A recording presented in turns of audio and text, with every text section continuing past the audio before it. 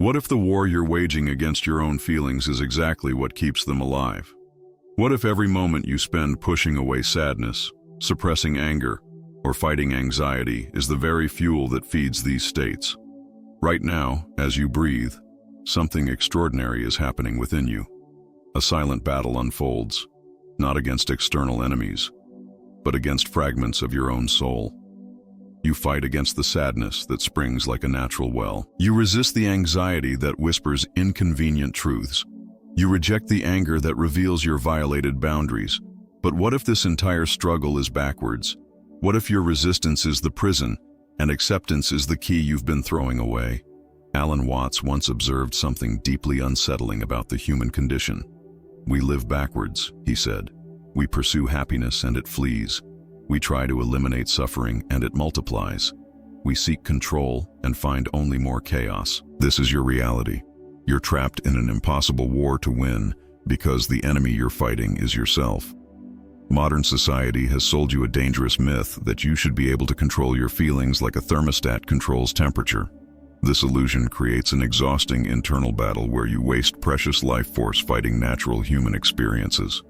When anxiety arises, you panic about the panic. When sadness surfaces, you judge yourself for feeling sad. This resistance creates what psychologists call second arrows, the additional suffering you create by rejecting your initial emotional experience. The truth is that emotions are like weather systems in consciousness. They arise, peak, and naturally dissipate when you stop interfering with their flow. Fighting them is like trying to stop rain by standing outside with an umbrella, shouting at the clouds. The rain doesn't care about your protest. It simply follows its natural course. But when you learn to find shelter and wait for the storm to pass, you discover that no emotional state is permanent. Your brain interprets emotional resistance as a threat signal, activating the same fight or flight response it would use against a physical predator. When you resist a feeling, your nervous system screams, "There's danger here, stay alert."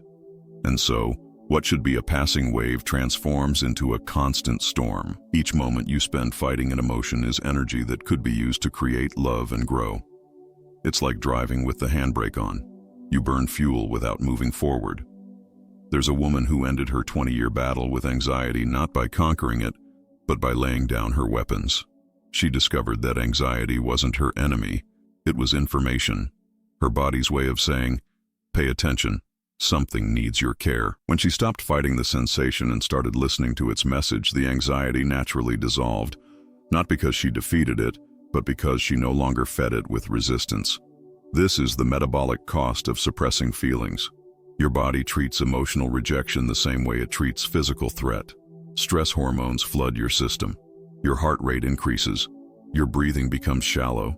Your muscles tense. All this biological machinery, evolved over millions of years to keep you alive, gets hijacked by your refusal to feel what you're feeling. Imagine your nervous system as a guitar string. When you fight your emotions, you're constantly tightening the string, creating tension and discord. But when you allow feelings to exist without resistance, the string finds its natural resonance. This isn't about becoming emotionally numb. It's about returning to your baseline state of calm awareness, from which you can respond rather than react. When you stop fighting your feelings, remarkable changes occur in your brain chemistry. Resistance activates your sympathetic nervous system, flooding you with stress hormones that keep you in survival mode. But acceptance triggers your parasympathetic response, releasing GABA and other calming neurotransmitters that restore your natural equilibrium. It's like switching from emergency broadcast mode to gentle background music. There's a profound truth hidden in neuroscience research. Most emotions naturally dissolve within 90 seconds when left undisturbed. 90 seconds. The time it takes to soft boil an egg. What keeps an emotion alive beyond those 90 seconds is your resistance to it, your story about it, your fight against it. You're not experiencing the original emotion anymore. You're experiencing your resistance to the emotion. Picture yourself in a darkened room, standing before a mirror that reflects not your appearance, but your emotional states. Each feeling appears as a form, a color, a texture. Anger emerges as dancing red flames. Sadness flows like deep blue water. Anxiety trembles like gray mist. Your first instinct is to shatter the mirror, to turn away, to close your eyes.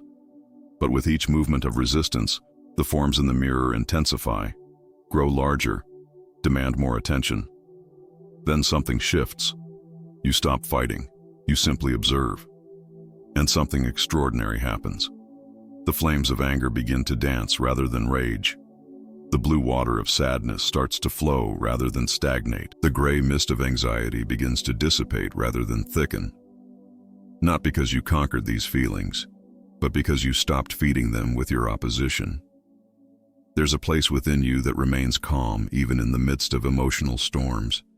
It's the consciousness that observes thoughts, that perceives feelings, that witnesses the dance of life without being swept away by it. This witness consciousness is like the sky that contains all clouds, serene, vast, unchanged by the meteorological dramas unfolding within its space. The clouds come and go, but the sky remains. Your emotions come and go, but your awareness remains. From a deeper perspective, your emotions are energetic information, signals from your soul about what needs attention, healing, or integration. When you fight these messages, you create energetic blocks that manifest as chronic tension, repeated patterns, and life circumstances that mirror your internal resistance. You're not a solid thing fighting against other solid things. You are a process, a flow, a temporary dance of energy and consciousness. Ancient wisdom traditions understood that everything in existence seeks balance and resolution. Your difficult emotions aren't punishments or failures. They're your psyche's attempt to restore wholeness. Like a river finding its way to the ocean, your feelings have their own intelligence and destination. Your job isn't to redirect the river, but to stop throwing rocks in its path. Consider your life force as a crystal clear river. Each rejected emotion is like a dam built across this river.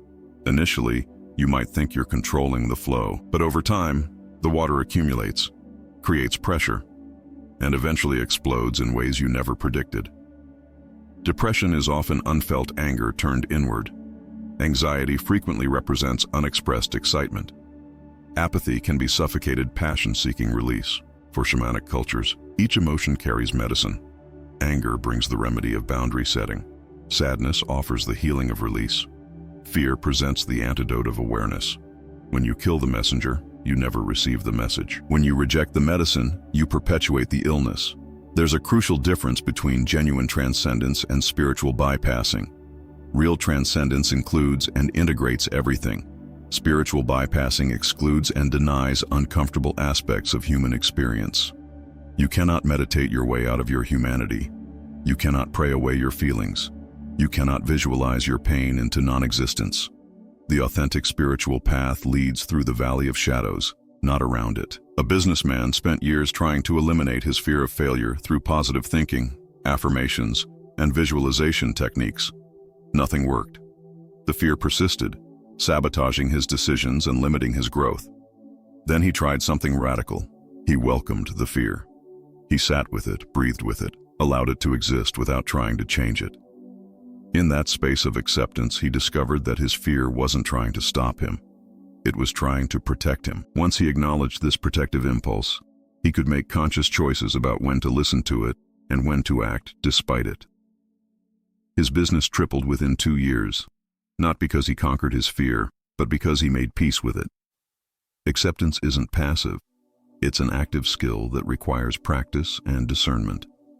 It means meeting your emotions with the same curious attention you'd give to a friend who came to you for support. This doesn't mean wallowing or becoming identified with every feeling, but rather creating spacious awareness around your emotional experience.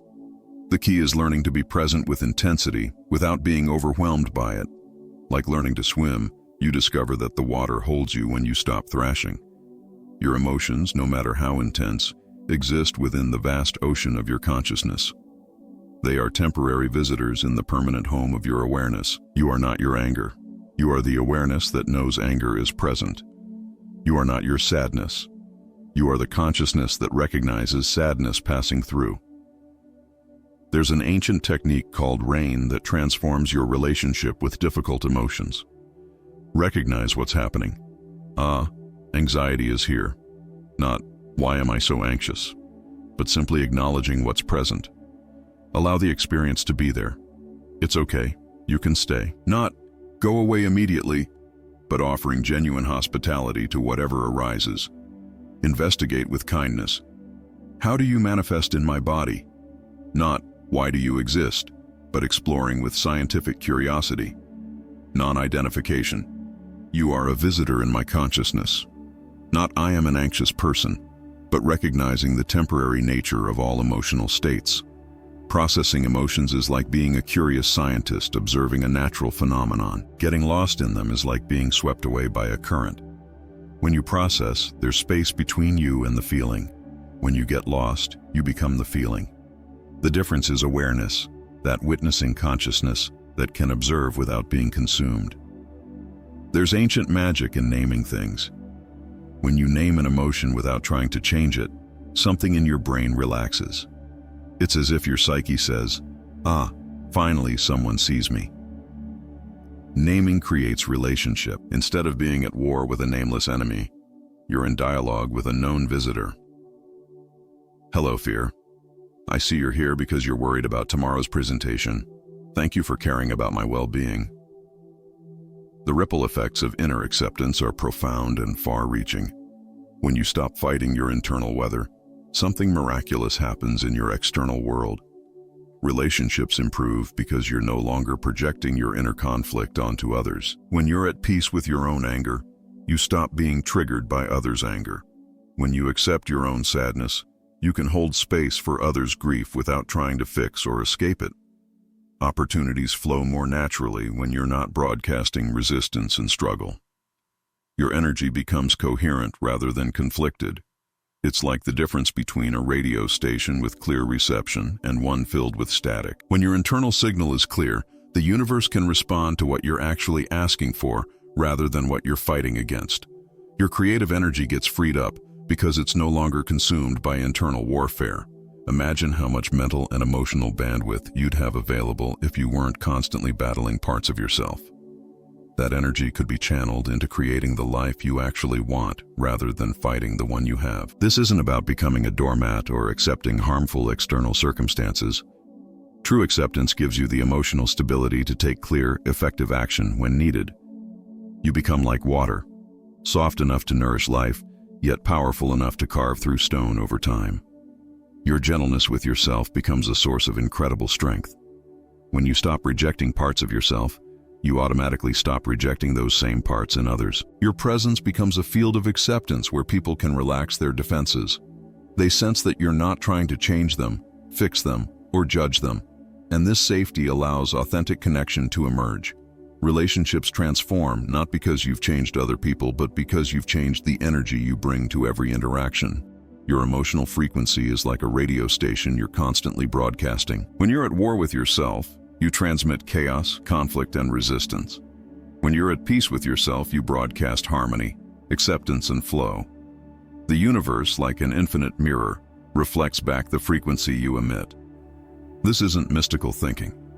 It's recognizing that your internal state profoundly influences how you perceive, interpret, and respond to external circumstances. There's a quantum principle at work here. Your coherent emotional state attracts aligned experiences. When you're no longer split between wanting something and fighting the emotions that arise around not having it, your signal becomes clear. You're no longer sending mixed messages to yourself or the world. Instead of broadcasting, "I want love, but I'm afraid of vulnerability," you simply embody love and allow vulnerability to be part of that expression. A case study illustrates this beautifully. A woman who had struggled with loneliness for years tried everything to find a partner. Dating apps, social events, even hiring a matchmaker. Nothing worked. Then she realized she was trying to find love while simultaneously fighting her feelings of loneliness. She began accepting her loneliness, not as something pathological, but as a natural human experience. She stopped seeing it as evidence of her unworthiness and started recognizing it as her heart's longing for connection. Within months, she met someone who became her life partner, not because she conquered her loneliness, but because she stopped making it wrong. The freedom you seek isn't in the absence of difficult feelings. It's in the loving presence with whatever arises. You are the vast consciousness that contains all experiences. You are the sky that embraces all storms. You are the eternal dance of life knowing itself through human form. And in this moment, this exact moment, You can stop fighting. You can begin dancing. Alan Watts whispers across the veil of time, "The only way to make sense out of change is to plunge into it, move with it, and join the dance." The dance. Always the dance. You've spent your life trying to stop the music, covering your ears, resisting the rhythm, fighting against steps your heart knows by memory. But the music never stops. It only waits for you to stop struggling and start moving. Your emotions aren't intruders. They're the very music of life moving through you. Sadness is a slow, melancholic movement. Joy is a fast, effervescent rhythm. Anger is a strong, definitive chord. All are part of the symphony of being human. When you try to play only the happy notes, you create discord. When you allow the full range of the composition, you create music. Neville Goddard taught that assuming the desired state is the secret of manifestation. But there's a paradox here. The most powerful state you can assume is complete acceptance of what already is. For it's from this radical acceptance that space for authentic transformation naturally emerges. Not the forced change that comes from rejecting the present, but the organic evolution that springs from embracing it fully. You're not broken and don't need fixing. You need accepting. And from that acceptance, like a flower opening to sunlight, your true nature will bloom. The parts of you that you've been fighting aren't mistakes or flaws. They're ingredients in the recipe of your wholeness. Your anger might be your passion in disguise. Your sadness might be your compassion learning to flow. Your fear might be your excitement waiting for permission to express itself. The liberation that comes from ending the exhausting war against your own nature is profound beyond words. Imagine waking up tomorrow and not having to fight yourself. Imagine feeling sad without making it wrong. Imagine experiencing anger without judging it. Imagine being anxious without adding anxiety about the anxiety. This isn't a fantasy. It's available to you right now through the simple act of acceptance. Your emotions are gateways to deeper self-knowledge and authentic power. Each feeling is a doorway into greater understanding of your needs, your values, your boundaries, and your desires. When you stop slamming these doors shut, you discover treasures hidden in the basement of your consciousness. The very feelings you've been running from contain the keys to your freedom. The profound peace available when you stop trying to be someone other than who you are right now is your birthright. You don't have to earn it, achieve it, or become worthy of it. It's already here, waiting beneath the noise of internal conflict. Like a still lake that becomes visible when the storms subside, your natural peace emerges when you stop stirring up emotional turbulence through resistance. Trust the intelligence of your own unfolding, both light and shadow. Your psyche knows what it's doing, even when your mind doesn't understand. The emotions arising in you right now are exactly what you need for your growth, your healing, your awakening. Not because they're pleasant, but because they're real. And reality, when met with acceptance rather than resistance, becomes the doorway to transformation. The invitation is simple, but profound. Welcome yourself home. All of yourself. The parts you're proud of and the parts you've been hiding. The feelings that make you feel spiritual and the feelings that make you feel human. The experiences that expand you and the experiences that contract you. They're all you. They're all worthy of your love. Right now, as these words reach you, you have a choice. You can continue the war against yourself, fighting the natural flow of your emotional life, exhausting yourself in battles that cannot be won. Or you can lay down your weapons, open your arms, and embrace the fullness of your human experience. You can stop being a refugee from your own feelings and become a loving host to whatever arises. The music has never stopped playing. It has only waited for you to remember that you've always known how to dance. Your emotions are the rhythm, your breath is the melody, and your presence is the dance floor where it all unfolds. Welcome to the dance. Welcome home to yourself. Welcome to the paradox of acceptance, where surrender becomes strength, and allowing becomes the most powerful action you can take. In this moment, you are enough. In this feeling, you are whole. In this acceptance, you are free.